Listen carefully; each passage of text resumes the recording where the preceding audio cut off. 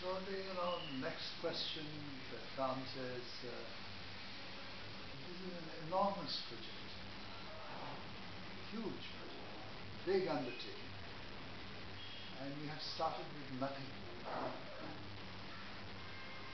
What drives you?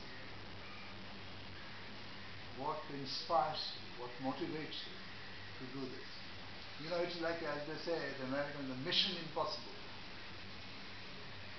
Because I remember you have yourself mentioned many times that, it's like losing your head. You find, so many things that have to be done. And you just don't have the resources, you don't have the people, you don't have the support. It's a big struggle, like swimming upstream. So what drives you? Precisely that was the reason for taking up the challenge. Because when other people will not do, then somebody is to be there to look after that problem.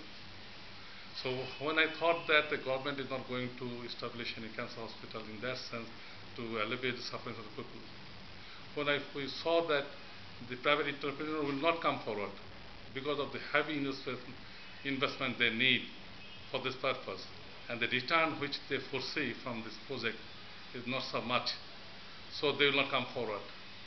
So we, the volunteer organization, have to take the challenge so that we can go forward and we can take the dream successful. So that was the motivating factor for us to take the challenge. Since it was a big challenge, so we took the challenge. And what we thought that we are not alone. The people from the country, within and outside, they'll come forward and they will help us. And we thought that if we can really raise the issue before the people, the population, the community, they'll come forward. Because Bangladesh people, they know how to respond to the calamity or respond to the need of the country. So we thought that the people will come forward, and actually so. Some of the business community, the banks, they come forward. One bank, they donated about 100 million Dhaka. Another bank came forward with 40 million Dhaka. So that was primarily the inspiration for me to go forward. Then you were surprised to see that the people from the different level of the community, they came forward. The housewife came forward with their monthly savings.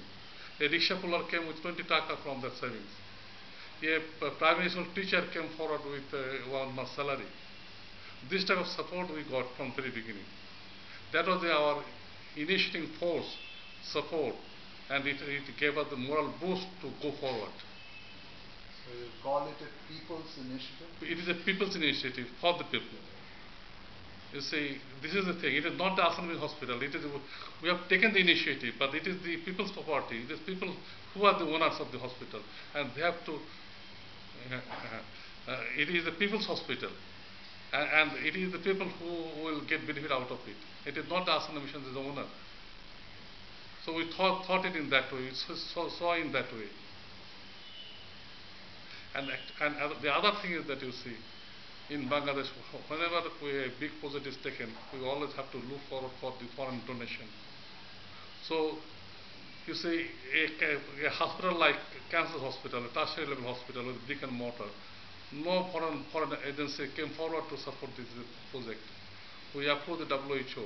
They said that, well, we are not ready to support the tertiary hospital for one purpose. The thing is that we have to do our own purpose. We have to do our own need. So nobody will help you. It's from agency or any foreign agency will come forward to help you. And till now, we did not get a single funding from a foreign agency, donor agency. So we have to build up our own dream. And as you know that you say Bangladesh people, they spend more than about 500 crores, that is about how much? 5 billion Dhaka a year for going outside the country for treatment. If we can build up this hospital and if we can provide the good treatment facilities within the country, and they don't have to spend this outside, having this hard-earned foreign exchange.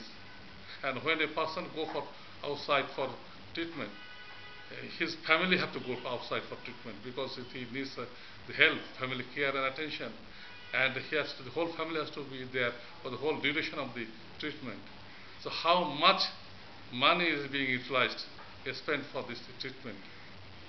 When we can do it within the country, it will be cheaper, like 1/5 of the cost which he will be spending outside.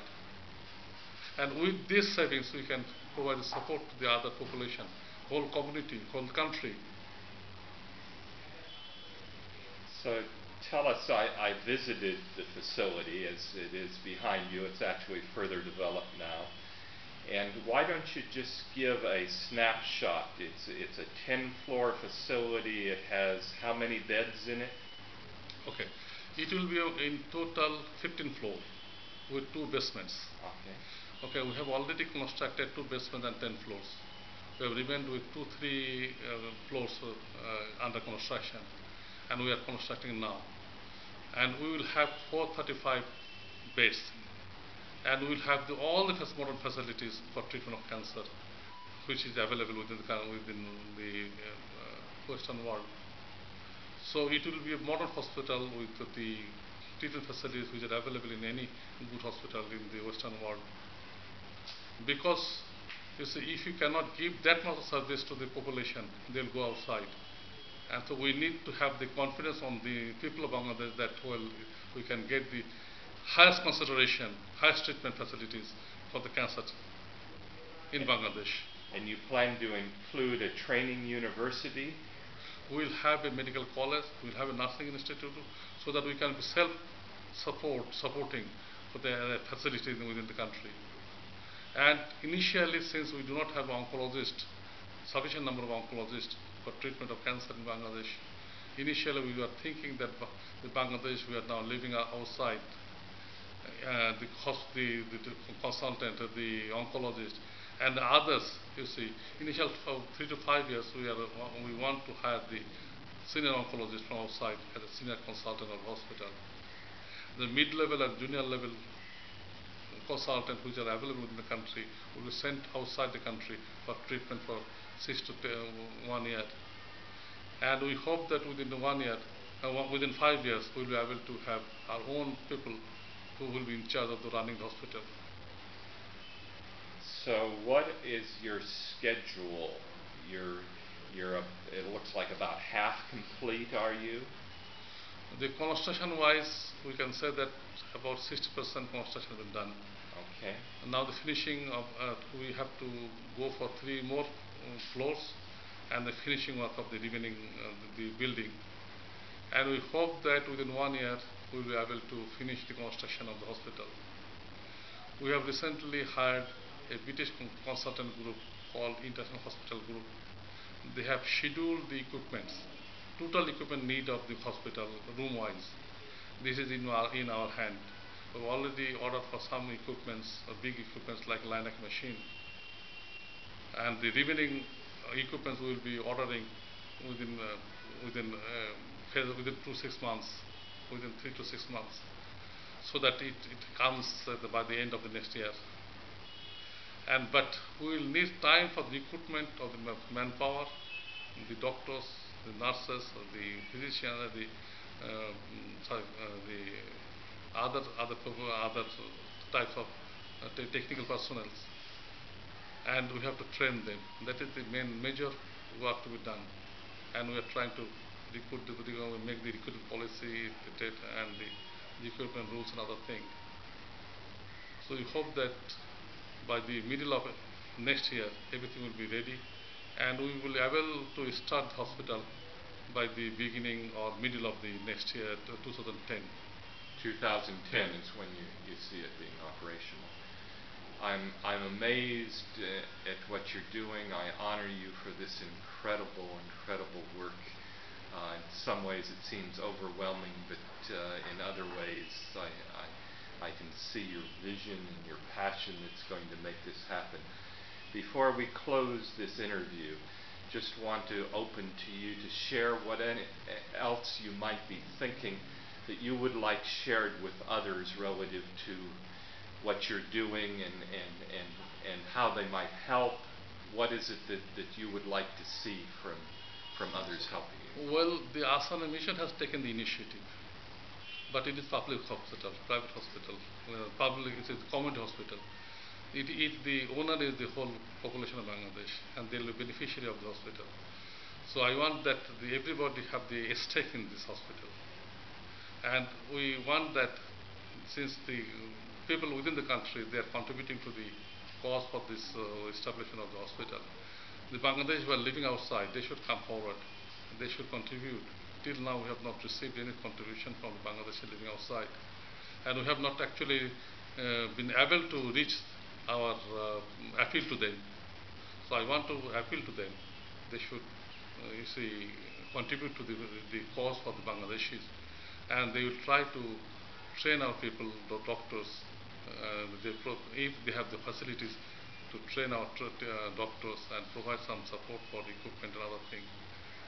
So it is the Bangladeshis which can help us, and other international organizations, if they can support in establishing hospital. And since we are in the mid of the establishment of the hospital, it is now a small boost we require. A small boost will facilitate us in starting the operation of the hospital. This small boost will be life-saving for the Bangladeshis who are living with cancer. And I must thank you for taking the initiative to support our cause. Well, it's been my real privilege of being here, spending time with Khalid, connecting with you, and I will be one who will be continuing to monitor, to help in any way that I can from the United States, and it would be my great pleasure to be one of those who attend the opening in 2010 of your marvelous facility. Thank you so much. Thank you.